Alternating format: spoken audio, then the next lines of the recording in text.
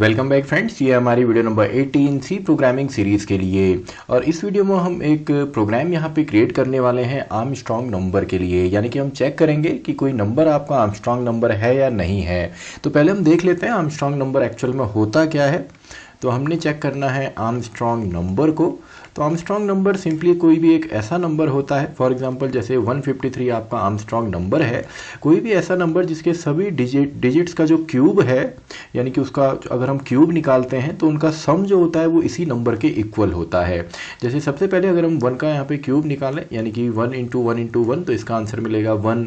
ऐसे ही आपका 5 का क्यूब अगर हम निकालते हैं तो 5 × 5 25, मल्टीप्लाई बाई 5 होता है आपका 125। ऐसे ही 3 × 3 9, देन इंटू 3 अगर आप करेंगे, यानी कि 3 का क्यूब अगर आप करते हैं तो सिंपली आपको मिलता है 27। तो इन सभी को अगर आप जोड़ेंगे तो ये आपका सिंपली 12 एंड एक आपका 1, यानी कि आपको मिलेगा 13 एंड देन 5 एंड देन 1। तो ये आपका हो गया आर्मस्ट्रॉन्ग नंबर, क्योंकि इसके हर एक डिजिट का जो क्यूब है उसका जो सम आएगा वो आपका इसी नंबर के इक्वल आता है। तो यहाँ पे हम क्या करेंगे, सिंपल एक प्रीवियस प्रोग्राम में जहाँ पे हमने सम ऑफ डिजिट्स निकाला था, वहाँ पे हमने देखा था कि हम किसी भी नंबर से इंडिविजुअल डिजिट को बाहर कैसे निकालते हैं। तो यही हम यहाँ पे भी करेंगे। हर एक इंडिविजुअल डिजिट को हम यहाँ पे पहले इस नंबर से बाहर निकालेंगे, देन उसका क्यूब करना तो काफ़ी आसान है।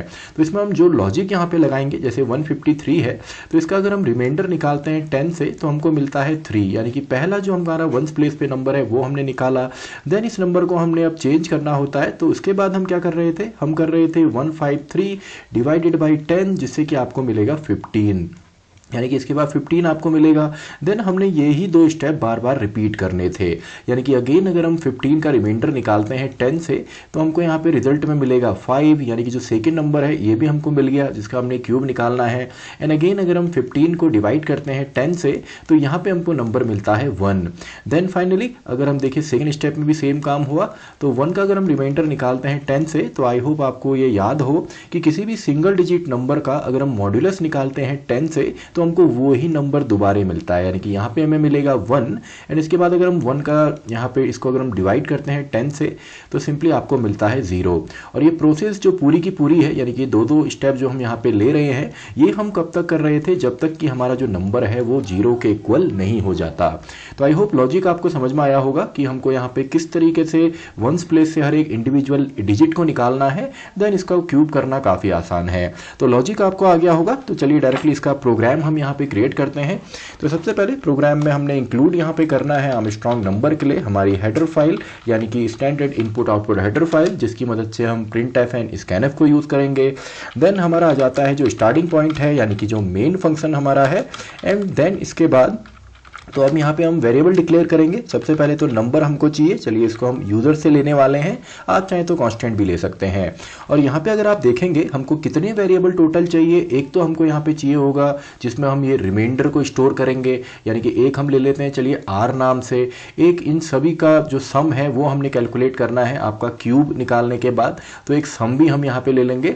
और एक नंबर हमको और चाहिए होगा जिससे कि हम लास्ट में चेक करेंगे कि जो सम है वो नंबर के इक्वल है, क्योंकि जब हम लूप के अंदर किसी भी नंबर को चलाने वाले हैं तो नंबर तो हमारा लास्ट में 0 हो जाएगा। तो इसके लिए हम एक नंबर लेंगे जिसमें हम पहले से एक हमारा जो एक्चुअल नंबर है, ओरिजिनल नंबर है, उसको स्टोर करके रख सकते हैं। तो टोटल 4 वेरिएबल्स की हमको यहाँ पे रिक्वायरमेंट है।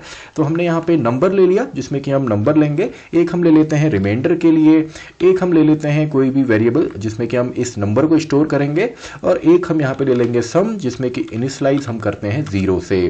देन हम printf स्टेटमेंट में यहाँ पे लिखते हैं एंटर द नंबर, यानी कि यूज़र से हमने नंबर पूछना है। देन scanf की मदद से हम इसको रीड करेंगे, यानी कि %d, एंड आपका यहाँ पे आएगा %, यानी कि एड्रेस ऑफ नम। तो इसमें हमको नंबर यहाँ पे मिल जाएगा। तो नंबर मिलते ही सबसे पहला काम हमने इस नंबर को एक अलग से वेरिएबल में स्टोर करना है, ताकि नंबर लास्ट में अगर ये 0 भी होता है तो हमको एक नंबर यहाँ पे चाहिए जिसमें कि ओरिजिनल नंबर स्टोर हो।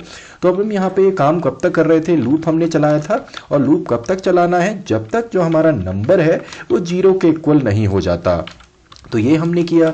देन हमने सबसे पहले रिमाइंडर निकालना है, यानी कि इस नंबर को अगर हम रिमाइंडर निकालते हैं 10 से, तो यहाँ पे देखिए अगर हम 153 ही एग्जांपल लेते हैं, चलिए एग्जांपल के लिए मैं यहाँ पे लिख देता हूँ 153।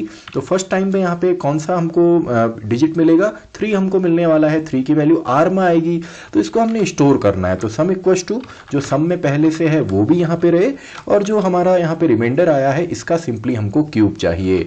तो आर मल्टीप्लाई बाई आर, तो सिंपल सा क्यूब आ गया, और वो क्यूब जो है इस वेरिएबल में स्टोर होता ही रहेगा। देन नेक्स्ट लूपिंग के लिए या नेक्स्ट इटरेटिव स्टेटमेंट के लिए जब ये नेक्स्ट टाइम चलेगा तो नंबर को हमने चेंज करना है, और नंबर को क्या कर देना है, नंबर को ही 10 से डिवाइड कर देना है, और सिंपली इसको जो स्टोर करना है वो करना है दोबारे नंबर में ही। तो सिंपली आपका काम होगा, इसके बाद दोबारे जब ये आएगा तो वैल्यू बजाएगी 15, तो 15 is also not equal to 0। तो अब नेक्स्ट टाइम आपको मिलेगा 5 का आप क्यूब निकालेंगे, और ऑलरेडी जो 3 का क्यूब सम में स्टोर है उसके साथ 5 का भी आपका स्टोर होगा, एंड फाइनली आपका 1 का भी स्टोर होगा। तो व्हाइल लूप हमारा यहाँ पे कंप्लीट हो गया। इसके बाद हम लिखते हैं इफ अगर जो हमको सम यहाँ पे मिला है अगर वो बराबर होता है p के, यानी कि जो नंबर हमने स्टोर किया है, यानी कि जो हमने नंबर इसमें स्टोर किया, तो सिंपली हम यहाँ पे printf के अंदर लिख देंगे it is an Armstrong number, ये एक आर्मस्ट्रॉन्ग नंबर है। नहीं तो सिंपली हम एल्स में यहाँ पे लिखेंगे आपका printf के अंदर it is not a Armstrong number. तो देखिए सिंपल सा है। आई होप आपका इसका लॉजिक आपको क्लियर हुआ होगा। एंड फाइनली हम रिटर्न यहाँ से करते हैं 0, ये बताने के लिए कि आपका सब चीज़ यहाँ पे परफेक्ट है। तो चलिए इसको रन करके अब हम देखते हैं। तो सबसे पहले हम यहाँ पे चेक करेंगे आपका, आप किसी भी रैंडम नंबर्स के लिए इसको चेक कर सकते हैं। तो पहले हम चलिए 153 के लिए ही चेक करते हैं, जो कि आर्मस्ट्रॉन्ग नंबर है, तो it is an Armstrong number. ऐसे ही कोई और हम रैंडम नंबर लेके देख लेते हैं, जैसे मान लीजिए 578, तो it is not Armstrong number. आप इसको कैलकुलेट कर सकते हैं, आप चाहें तो प्रिंट भी कर सकते हैं हर बार जो वैल्यू यहाँ पे आ रही है। इसके अलावा एक और आर्मस्ट्रॉन्ग नंबर मुझे याद है, आई थिंक 371 भी आपका आर्मस्ट्रॉन्ग नंबर होता है, तो it is also an Armstrong number. तो आई होप आपको ये प्रोग्राम समझ में आ गया होगा, इसका लॉजिक आपको समझ में आ गया होगा, और साथ ही में आपको समझ में आया होगा कि आर्मस्ट्रॉन्ग नंबर क्या होता है, इसका लॉजिक आपने किस तरीके से क्रिएट करना है। तो इसी के साथ हमारी ये वीडियो भी खत्म होती है, वीडियो नंबर 18। तो मैं मिलता हूँ आपसे नेक्स्ट वीडियो में, वीडियो नंबर 19।